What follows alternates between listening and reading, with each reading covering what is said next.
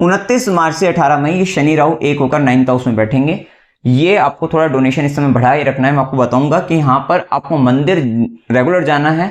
मंदिर जाकर मंदिर में जो आपका 4th क्लास लोग मतलब जो कर्मचारी मिले उनको भी आपको डोनेशन देना है। उनको खाने पीने की या फिर किसी भी तरीके की वस्तु जो आप दे सकते हैं, उनकी जरूरत की है वो आप दे दीजिए। साथ ही और इसके अंतर्गत ना आप इनको शूज स्लिप मतलब कोई चप्पल वगैरह है, बेडशीट वगैरह है, शूज जूते वगैरह ये सब भी आप दे सकते हैं। या किसी को कोई चटाई चाहिए, बेड चाहिए, इस तरीके का कुछ अगर दिलवा, जैसा भी आपकी स्थिति बने तो वहां पर ये आपके मंदिर के अंतर्गत करने वाले काम, साफ सफाई का काम करने वाले या फिर जो भी कुछ पियोन वगैरह है वहां पर, और मंदिर के बाहर ये राहु के लिए तो वहां पर कोई भिखारी भिक्षुक मंदिर के अंदर मंदिर के बाहर दोनों तरीके से वहां पर आपको हो सकता है कोई मांगता वो भी दिखाई दे, तो रेगुलर आपको इस समय में जाना है मंदिर। और अगर कुछ इस तरीके का होगा तो वहां पर देना भी है, और वैसे भी नॉर्मली भी वहां पर कुछ ना कुछ देके जरूर आना है।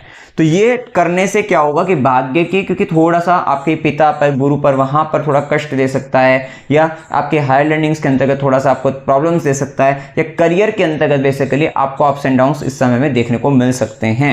तो इस बात का ध्यान रखना। और खासकर आप व्यापारी हैं तो व्यापार के अंतर्गत इस तरीके की दिक्कतें देखने को मिल सकती हैं, और इस समय में अपने व्यापार के अंतर्गत नीति नियम कायदों को ध्यान में रखना है, क्योंकि ये बाधित होते हुए दिखाई देंगे। शॉर्टकट से बचना है, क्योंकि कहीं ना कहीं यहां पर आप जा सकते हैं। और खासकर क्योंकि सप्तमेश खुद अपने से तीसरे जगह शनि राहु, तो आप देख लेना ये टाइम पीरियड में आपका पार्टनर खुद बहुत अधिक संघर्ष करते हुए, पराक्रम दिखाते हुए, संघर्ष करते हुए आपके भाग्य में अड़चनों का कार्य कर सकता है, रुकावटें डाल सकता है। ये सारी स्थिति वहां पर हो सकती है। पार्टनर खुद भी पीड़ित होगा, क्योंकि सप्तमेश खुद शनि है और राहु केतु के प्रभाव में आकर ये थोड़ा सा दिक्कत दे सकता है। और सेम टाइम पे भाग्य का स्वामी गुरु 12वें व्यय के भाव में है, तो ये थोड़ा प्रॉब्लमेटिक टाइम आपके लिए रह सकता है।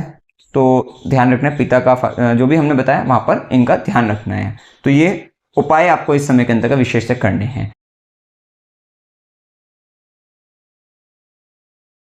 पंचामृत से शिवलिंग का अभिषेक करते रहना है। जैसे कि हमने बताया भी है कि 9th हाउस शनि, मीन राशि जल तत्व की राशि है, इमोशनल दिक्कत भी आपको देता है। वैसे भी आप तो कर्क लगन की इमोशनल दिक्कत आती है। इमोशनल दिक्कत आपको कहीं कहां से आएंगी, ये पिता और गुरु या कोई भी आपके बॉस से रिलेटेड भी हो सकते हैं। बेसिकली ध्यान रखना है, यहाँ पर जो पिता और गुरु की बात करें वहां बॉस का भी 9th हाउस से ही देखते हैं, तो वहां इशू आ सकते हैं। तो पंचामृत से शिवलिंग पर अभिषेक करते रहेगा। आदित्य हृदय का पाठ करना है।